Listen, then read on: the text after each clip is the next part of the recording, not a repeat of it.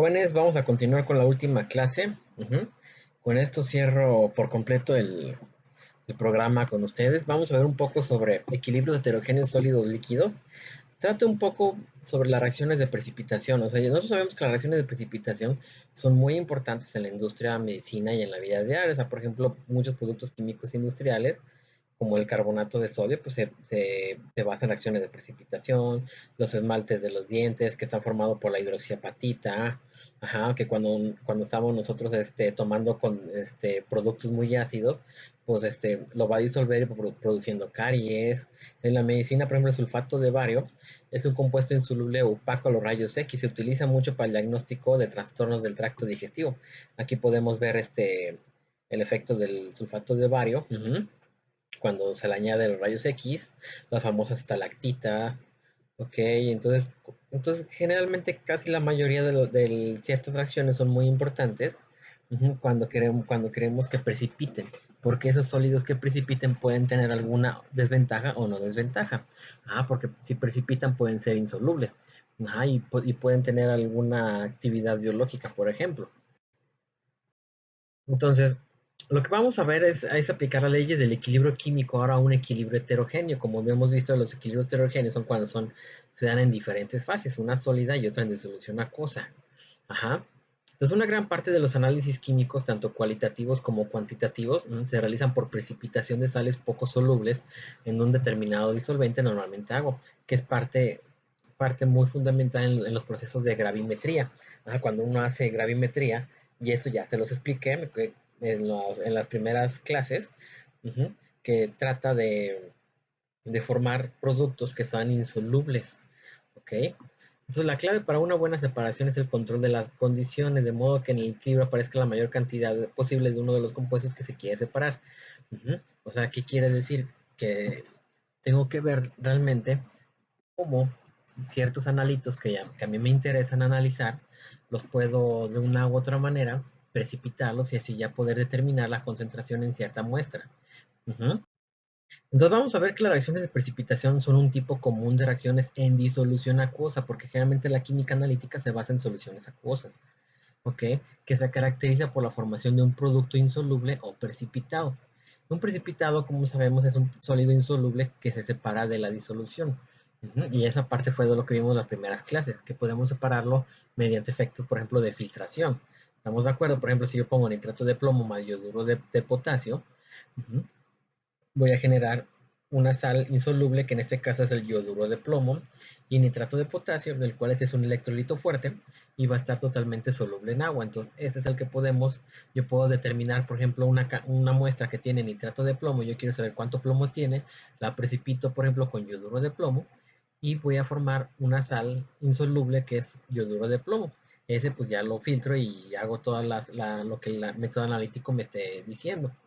Entonces, para yo predecir la formación de un precipitado, tenemos que tomar en cuenta la solubilidad del soluto. ¿Y qué es la solubilidad? Es de la máxima cantidad de soluto que se disolverá en una cantidad dada de disolvente a una temperatura específica. Esto es lo que nosotros llamamos solubilidad del soluto o solubilidad. Entonces, como vimos, las reacciones de precipitación se definen como aquellas que tienen lugar entre iones en disolución para formar sustancias insolubles. Ujú. Aunque también se pueden estudiar procesos de disolución de compuestos en diversos disolventes, pero siempre trataremos en la mayoría utilizar como disolvente agua.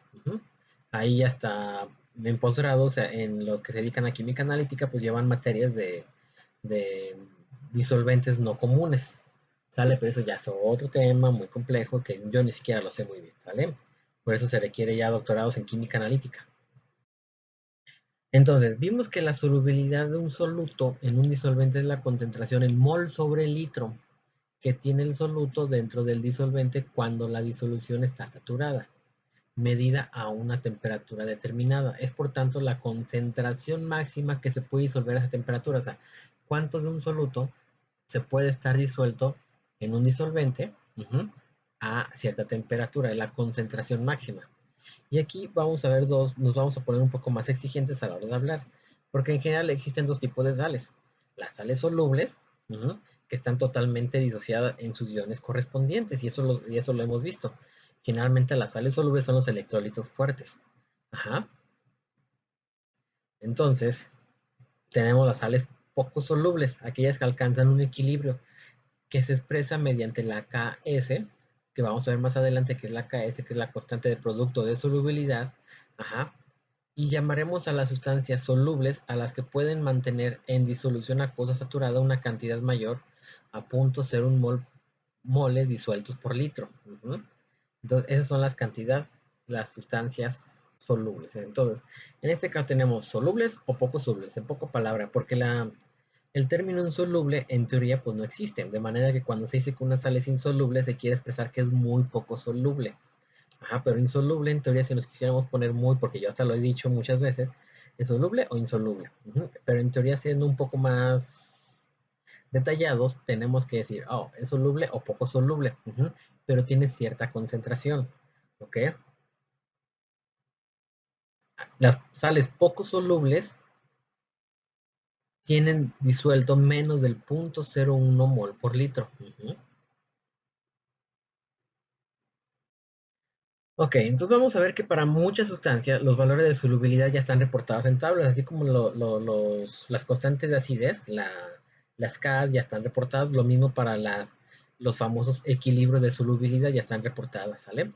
Entonces, una forma muy común de encontrar los valores que describen cuantitativamente la solubilidad de un soluto es con el número de gramos de soluto que pueden disolverse en una cantidad de disolvente. La solubilidad en general, como dicen, se expresa en gramos del soluto sobre litro de solución. O mol sobre litro. O mol sobre litro. Entonces, vamos a suponer que tenemos un soluto formado por iones.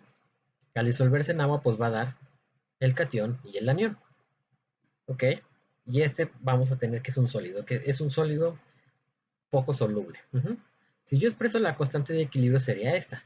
Y nosotros sabemos que los sólidos no entran en la expresión de la constante de equilibrio, entonces se elimina esta.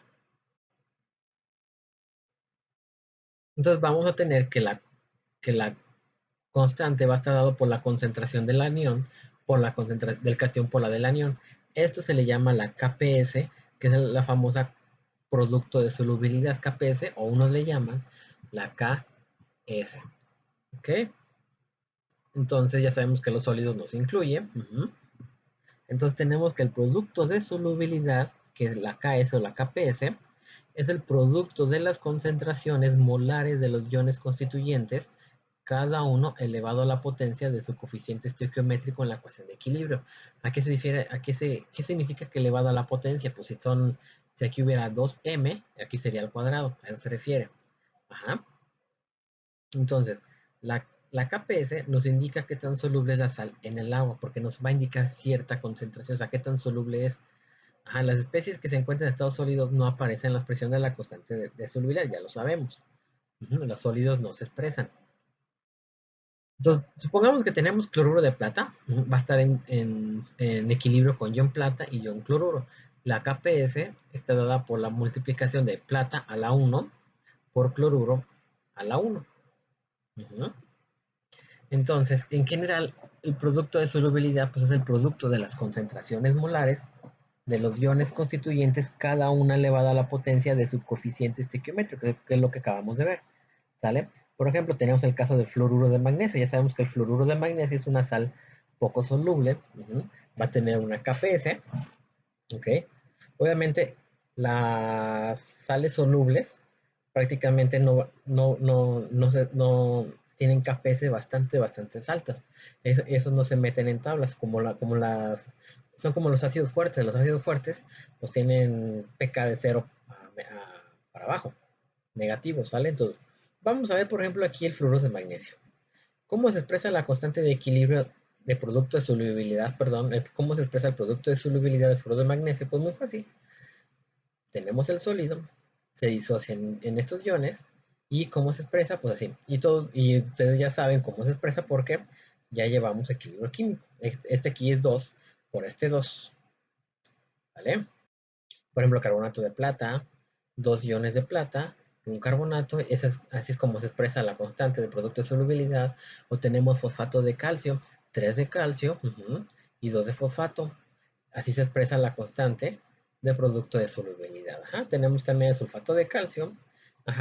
Se expresa y va a tener su valor. Esos valores a 25 grados centígrados. La constante de producto de solubilidad es lo que les digo que está reportado en tablas. Aquí lo podemos ver. Aquí podemos ver varias tablas. Todos estos en general van a ser insolubles. Son sales insolubles. Bueno, poco solubles, perdón. Tienen sus nombres. Carbonato de bario, fluoros de bario, sulfato de bario, todos estos. Y tiene su constante de solubilidad. Acuérdense que si le saco menos logaritmo a la KPS, tenemos también el PKS.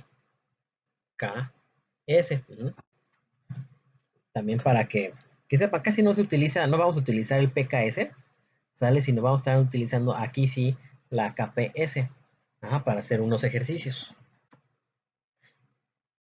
Aquí podemos ver también cómo están las constantes de producto de solubilidad, pero ya aquí ya se los están dando, ¿cómo se le llama? Ya disueltos. Tenemos la sal y los iones que lo constituyen, ¿sale? Entonces, bueno, este es un ejemplo nada más. Ok, vamos a ver por ejemplo el caso de, para una disolución de un sólido iónico en medio acuoso, puede presentarse cualquiera de las siguientes condiciones. Tengo un sólido en medio acuoso y se puede presentar las siguientes condiciones. Que la disolución no está saturada, insaturada, la solución está saturada o la solución está sobresaturada. Estos tres ya lo vimos al principio de las clases. Entonces, para las concentraciones de iones que no corresponden a condiciones en el equilibrio, vamos a utilizar el cociente de reacción, que en este caso se le llama el producto iónico, el famoso Q. Porque yo con el famoso cociente de reacción, ¿se acuerdan el Q? Cuando vimos equilibrio químico, bueno, para solubilidad se va a llamar producto iónico. Y conociendo Q podemos nosotros predecir si se forma o no se forma un precipitado. ¿Sale? Acuérdense que cuando son las concentraciones en el equilibrio, estamos hablando de la constante. Pero cuando tenemos concentraciones no al equilibrio, ya utilizamos la famosa Q, el cociente de reacción, que para este tema se va a llamar producto iónico. Entonces nosotros ya sabemos que Q se expresa de la misma manera, Q se expresa de la misma manera que Kps, excepto que las concentraciones de los iones no están en el equilibrio, por eso les digo. Digamos, fíjense conmigo, si mezclamos una disolución que contenga iones plata con otra que contenga cloruro, este va a ser el producto iónico, va a estar dado así. ¿Sale? Cero son las concentraciones iniciales, las no en equilibrio, obviamente. Y podemos tener tres casos. Si Q va a ser menor que Kps, si Q es menor que Kps, la solución está no saturada y no hay precipitación. Ojo, pero cuando Q es igual que la Kps, decimos que tenemos una solución saturada, pero no precipitación. Y cuando la Q es mayor que la Kps, cuando las concentraciones, el producto de las concentraciones, acuérdense, 0 es inicial, es mayor que la Kps, en este caso, este es el valor de la Kps del cloruro de plata, va a haber una disolución sobresaturada. ¿Qué quiere decir? Se precipitará cloruro de plata hasta que el producto de las concentraciones iónicas sea igual a 1.6 por 10 a la menos 10. Entonces, aquí sí va a haber precipitado. ¿Sale?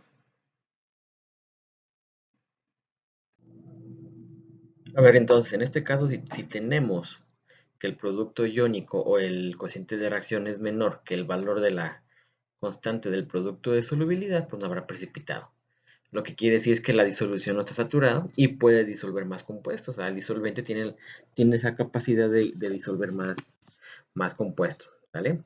Y por lo tanto todo va a estar en fase en forma de ion, ¿sí o no? ¿Sí? Pero si tenemos que, por ejemplo, si la Q es igual que la constante, la Kps, pues tenemos que la disolución está saturada. Asimismo, si el cociente de reacción es mayor que la constante de producto de solubilidad, quiere decir que estamos por encima del punto de saturación de la disolución. Solo se disolverá la sustancia hasta que la disolución se sature. Obviamente el resto se depositará en el fondo. ¿Qué quiere decir? Que el resto pues, va a precipitar, ¿no? Entonces, si la Q es mayor que Kps, precipitado. Si Q es igual a la Kps, estamos hablando de una disolución saturada, se encuentra en equilibrio. Pero cuando Q es menor que Kps, simplemente no va a haber precipitado, no van a haber ningún precipitado. Y aquí ya vamos a observar precipitado. ¿Estamos de acuerdo? Precipitado cuando la Q es mayor que la Kps. Asimismo, tenemos otros dos términos, que es muy importante conocerlo, tratarlo, que es conocido como solubilidad molar y solubilidad. Hay dos formas de expresar la solubilidad de una sustancia, como solubilidad molar, que es el número de moles del soluto en un litro de la disolución saturada. Obviamente, la solubilidad molar se expresa en concentraciones de molaridad, mol sobre litro.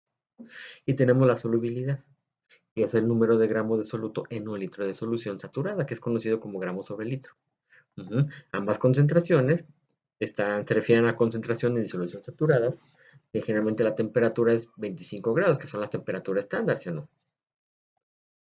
Vamos a hacer este ejercicio muy sencillo. Nos dice, la solubilidad de sulfato de calcio es de 0.67 gramos sobre litro. Calcular el valor de la Kps para el sulfato de calcio. Entonces lo que tenemos que hacer es algo muy sencillo. Tenemos que disociar. Siempre aquí es conocer la sal que tenemos y disociarla. Siempre, siempre, siempre. Ahora aquí vamos a calcular la famosa X, como lo vimos en equilibrio químico. Ya no, ahora, pero la X para este tipo de casos se va a convertir en S. Entonces tenemos la reacción, la reacción de disociación, en donde tenemos sulfato de calcio. Obviamente se disocia en ion calcio y en ion sulfato. Al inicio pues tenemos 0 de este y 0 de este. Obviamente pues, aquí pues, al inicio no. Acuérdense que los sólidos prácticamente no mantienen se mantiene constante, igual acá. Porque sulfato de calcio es un sólido insoluble. Pero tenemos que ver su solubilidad. Y por eso en el equilibrio no se calcula. Entonces, una vez que hacemos, al inicio tenemos 0 de este y 0 de este. Inicio reacción, acuérdense, yo le pongo reacción. Reacción es más S, y al final tenemos equilibrio final. Acuérdense, aquí le ponemos final. Final, tenemos S y S. Ahora sí, expresamos el producto de solubilidad que la Kps es igual por la concentración de ion calcio por la de sulfato, tenemos S al cuadrado. ¿Sale? Ahora, lo que sí tenemos que entender muy bien es que la Kps generalmente se da en mol sobre litro. Entonces lo que tenemos que hacer es convertir 0.67 gramos sobre litro a mol sobre litro. Eso significa la S. O sea, lo que tenemos que hacer ahora, una vez que ya expresamos la Kps, porque tenemos que calcular el Kps, perdón, ahí me equivoqué. Tenemos que calcular el Kps. Obviamente, ¿cómo? Bueno, necesitamos conocer la concentración de ion calcio y la concentración de ion sulfato. Pero la concentración se da en solubilidad molar. Pero como nos están dando la solubilidad de sulfato de calcio es 0.67 gramos sobre litro, tenemos que convertir ese 0.67 a mol sobre litro. Pues muy fácil. Esta parte ya no lo explico, simplemente es un análisis dimensional para dejarlo en mol sobre litro. Y tenemos esto. Entonces tenemos que la S, porque les digo, aquí la solubilidad es esta. Pero acuérdense que la constante de producto de solubilidad se expresa en solubilidad molar. Entonces, ya convertimos 0.67 gramos sobre litro, mol sobre litro, tenemos solubilidad. Esto lo sustituimos, que es S va a ser 4.9 por S a la menos 3 va a ser la de ion calcio y asimismo la del sulfato. Además es 1 a 1. 1 a 1. Aquí está entonces. Aquí tenemos la concentración de cada uno. Sustituimos en la expresión de la constante de solubilidad y ya está. ¿Ven? Es algo muy sencillo, así van a ser los problemas. O también podemos jugar con ellos, como les dije, podemos jugar con las variables. Si conozco una o conozco la otra. Muy sencillo y muy fácil. Entonces, como les comentaba, la solubilidad es representada por la letra S para los iones y no olvidar que se debe tomar en cuenta el coeficiente estequiométrico para cada ion formado. Ajá. Siendo esa la solubilidad que se expresa normalmente en gramos sobre litro o en mol sobre litro, pero como les dije, la S es tratar de expresarlo siempre en mol sobre litro, ¿sale? Entonces no se les olvide, mol sobre litro, que es en molaridad. a menos que el problema les diga otra cosa. De esta manera podemos tener diferentes tipos de sales y su expresión de la constante de solubilidad va a variar y así y por lo tanto nosotros podemos calcular de una manera muy sencilla la solubilidad de cada sal. Ujú. Si conocemos, por ejemplo, la constante del producto de solubilidad y nos pide el problema calcular la solubilidad, pues es muy fácil, ¿vale? Para una sal de tipo AB, esta parte ya, inicio, reacción y final, ya lo sabemos. Al despejar S, va a ser que la solubilidad es igual a la raíz cuadrada del producto de la KPS. Ujú.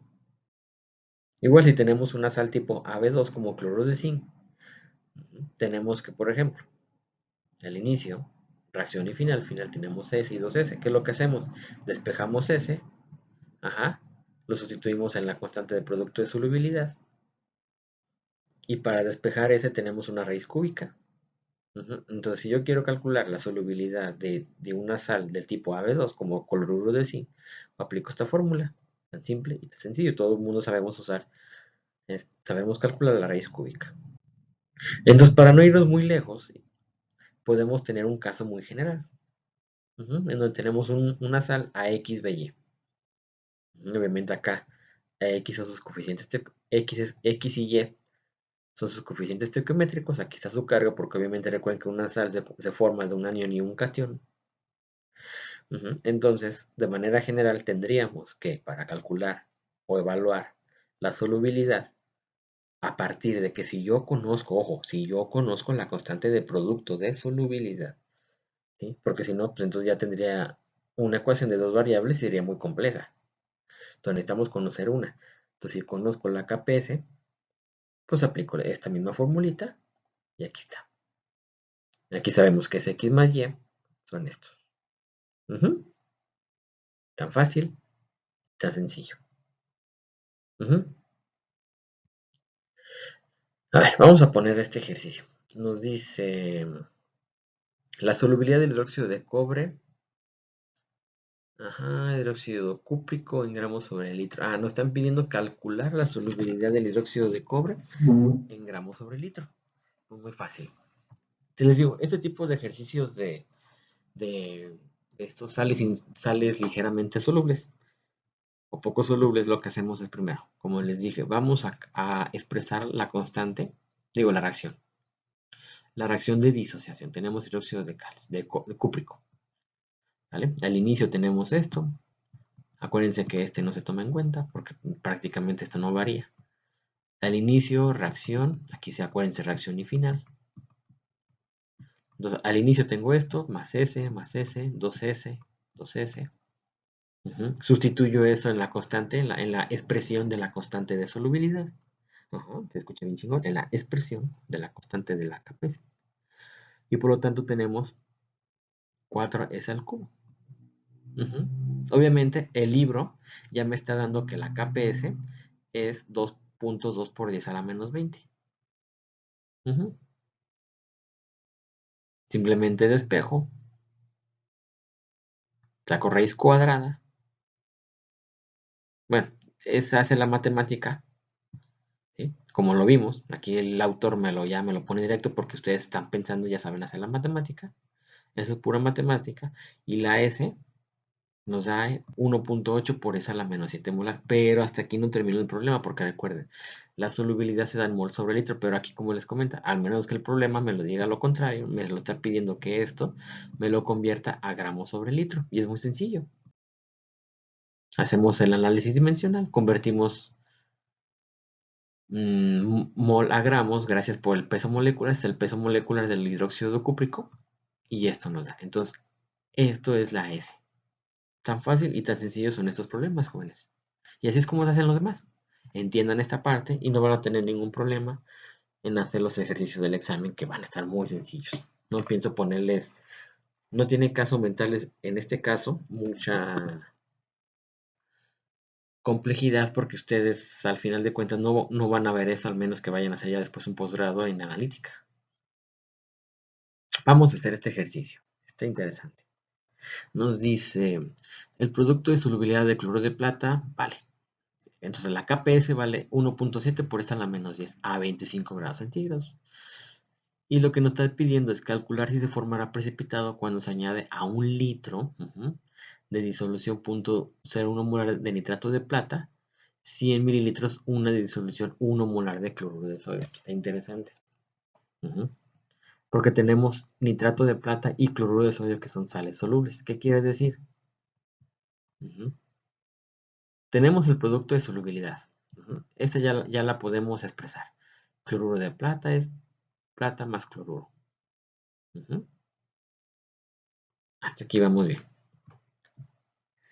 Entonces necesitamos calcular la concentración de yodo, plata y cloruro en la disolución. Obviamente se mezcla 1 litro de nitrato de plata y 100 mililitros de 1 molar de cloruro de sodio. Entonces lo que tenemos que hacer es que el del nitrato de plata son ejercicios de pensar. Nitrato de plata me da ion plata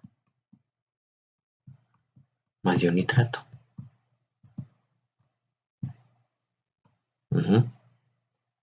Y tenemos que cloruro de sodio me da ion sodio más ion cloruro. Por lo tanto, algo que podemos hacer muy sencillo es, y no olvidar esta parte. Yo estoy mezclando nitrato de plata más cloruro de sodio. Lo que tengo que hacer aquí es expresarlo o calcular la nueva molaridad. ¿Cómo? Si se fijan, tengo al final un volumen total a la hora de mezclar de 1.11 litros. Porque son 1 litro del nitrato de plata, pero le voy a añadir 100 mililitros de cloruro de sodio. Entonces tengo un volumen total de 1.1 litros. Lo que tengo que hacer es primero es ver cuál va a ser la concentración final de ion plata con base a 0.01 molar. Aquí lo que les recomiendo es, a ver, calculen, por ejemplo, vamos a empezar para el nitrato de plata. Y es muy fácil, y escúchenme muy bien. Yo lo que haría es primero calcular los moles del nitrato de plata. Y ahora sí, después de ahí, calcular la molaridad con el nuevo volumen. Lo mismo para el cloruro de sodio, háganlo. Y al hacerlo les va a dar que para ion plata les va a dar 9.1 por esa a la menos 3. Y de cloruro les va a dar esto. ¿Qué nos está dando? Nos están dando una concentración de ion plata y de ion cloruro.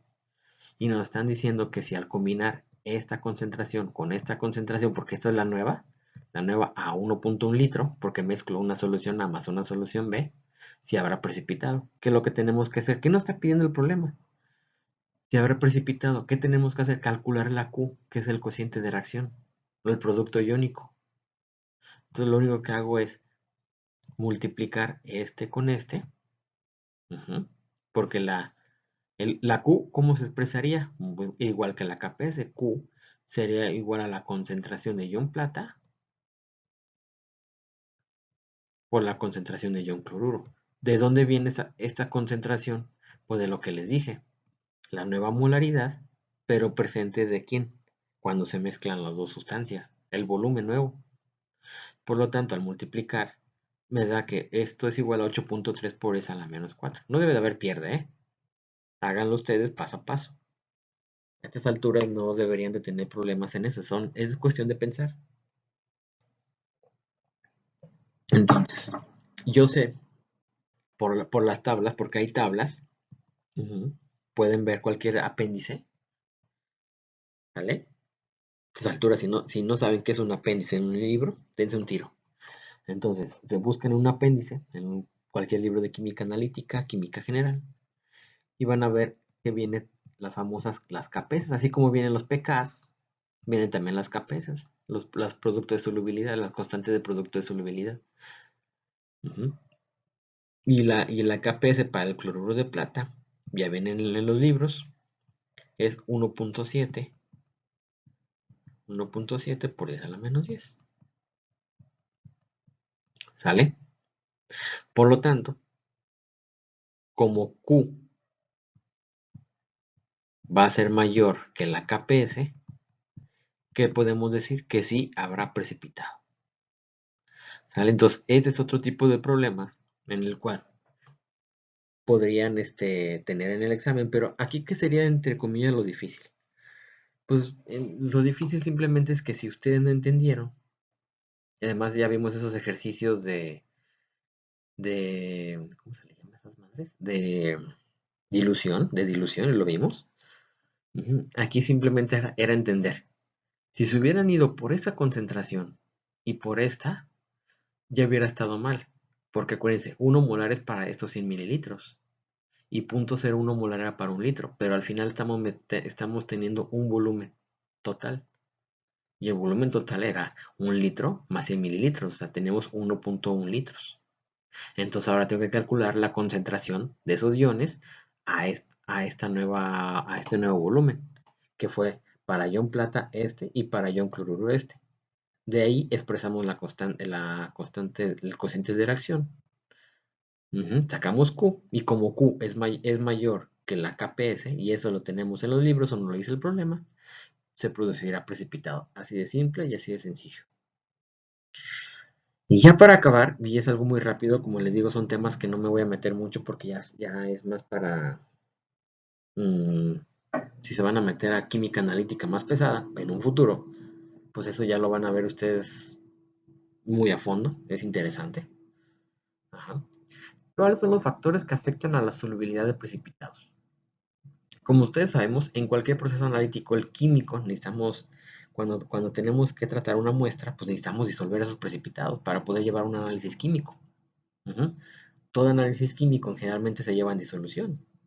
Y esa disolución a veces no nos llega a sólidos.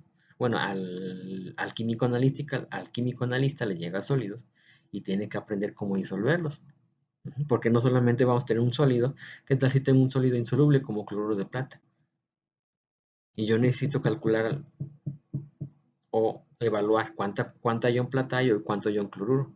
Pero ¿cómo demonios lo voy a hacer si al ponerlo en agua es insoluble? Entonces necesito conocer otros factores que me puedan ayudar a la solubilidad de esos precipitados, conocer cómo jugar con los equilibrios. Y para eso se van a requerir hay cuatro formas, cuatro efectos, factores que afectan esa solubilidad, que tenemos el ion común, la acidez de la disolución, ahí jugamos con el pH, la formación de complejos y los equilibrios redox. Ahorita no voy a meter de complejos. Como les digo, un complejo, así nada más se los pongo de rápido cuando escuchen. Un complejo se forma entre un ion metálico. Tenemos un ion con carga positiva, porque un ion metálico va a tener carga positiva, más una especie que tiene un par de electrones. Vamos a llamarle B. Cualquier especie que tiene un par de electrones. Entonces, esa especie que tiene un par de electrones, en complejo se le llama ligando. Cualquier especie, un alcohol, una amina, un tiol, cualquier que tenga un par de electrones. Eso lo ven en química orgánica. Entonces, un complejo se forma entre la combinación de un ion metálico, un ligando, ya sea con carga neutra, con carga formal neutra, carga formal negativa, y va a formar una especie de complejo. Este complejo tiene como enlace iónico, un enlace químico, un enlace covalente coordinado. Eso se los tienen que explicar bien en química orgánica, espero. Yo en mis clases veo perfectamente esto. ¿Por qué? ¿Qué hay detrás de todo esto? Pues resulta que la formación de un complejo, la teoría química es del ácidos y bases de Lewis, ácidos y bases de Lewis. Y ya vimos, un ácido de Lewis es una especie deficiente en densidad electrónica, como un ion metálico. El tener carga positiva le falta electrones, por lo tanto es un ácido de Lewis. Y el ligando, que tiene un par de electrones, o sea, rico en densidad electrónica, es una base de Lewis. Entonces de eso se tratan los complejos, Obviamente aquí hay otro tema bastante interesante que no ven ustedes a profundidad. ¿Sale? Y bueno, y tenemos los equilibrios redox. ¿Vale? El efecto de ion común es uno de los más importantes, porque aquí lo que tenemos que conocer es, si yo conozco el ion, o sea, yo lo que puedo hacer es, por ejemplo, cloruro de plata. Yo sé que si se disociara en teoría me daría ion plata y ion cloruro. Ahí lo que hago es jugar con eso, aumentándole cloruro, aumentándole plata. Ujú. Lo que hace el efecto ion común es aumentar la concentración de uno de los iones que forman el precipitado. La concentración de otro debe disminuir con el objetivo de que la constante de la Kp permanezca constante. Y este es el efecto de ion común. Y se utiliza mucho para, como les digo, reducir la solubilidad de muchos precipitados. Ujú. Puedo poner un buen de ion cloruro y ver si sucede. O si tengo, por ejemplo, un acetato de plomo, creo que el acetato de plomo es insoluble, entonces le pongo ácido acético. ¿Qué está pasando ahí? ¿Le estoy cargando? ¿O no? Ahí ya habría dos juegos. Le puedo poner, no sé, acetato de sodio. Ahí sí. Entonces ahí juego con el ion acetato para jugar con los equilibrios. Tenemos el efecto de la acidez. Hay sólidos insolubles que, por ejemplo, le bajo el pH y se solubiliza. O le aumento el pH, se solubiliza. O formar complejos estables. ¿Vale? Puedo hacer que, por ejemplo, tengo ciertos metales que provienen de mi sal insoluble, un catión, un M+, pues les digo, les pongo ciertos ligandos, o sea, ciertas bases de Lewis, que me forme mi complejo Ml, y este va a ser soluble. Porque va a haber casos en donde el complejo va a tener cargas, y esa carga formal me va a hacer que sea soluble en agua. ¿Sale? Y también tenemos los procesos redox, que es lo que vamos a ver en el siguiente parcial. Vamos a trabajar sobre lo que es todo sobre la electroquímica. ¿Sale? Podemos hacer uso de las propiedades óxido-reducción de las sustancias químicas. Entonces yo puedo reducir, oxidar, ya sea un catión o un anión presente en esa sal insoluble, y hacerlo, puedo hacer que precipite o dejar de, o hacer que sea insoluble el precipitado. Por ejemplo, un óxido férrico puedo reducirlo a un óxido ferroso. Lo reduzco y ahora sí, ese puede ser soluble. Es un ejemplo muy burdo, pero así se trabaja. Entonces, esta parte es lo que vamos a ver el cuarto parcial. Ujú. Esto de efecto de la acidez es bastante interesante, les digo, porque hay tablas en donde nos dicen qué especies existen de ciertas sales a pH ácido y pH bajo, digo a pH alto. Y eso se les conoce como los diagramas de Purbase. Pero esa es otra onda muy interesante, que de eso ya se meten más los químicos.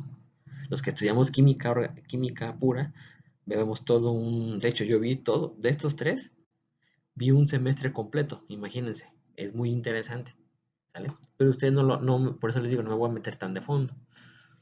O si se van a meter a un posgrado en química analítica, esto lo van a tener que manejar, porque se juega mucho con equilibrios químicos, ¿vale? Si yo les llego a preguntar en el examen, cuáles son los factores que podrían afectar la solubilidad, pues me dicen cuatro: ion común, pH, complejo estable, proceso redox, punto, y ya se acabó, ¿vale? Entonces con esto termina el tercer parcial y ya estamos listos para tu examen, ¿vale? Vámonos.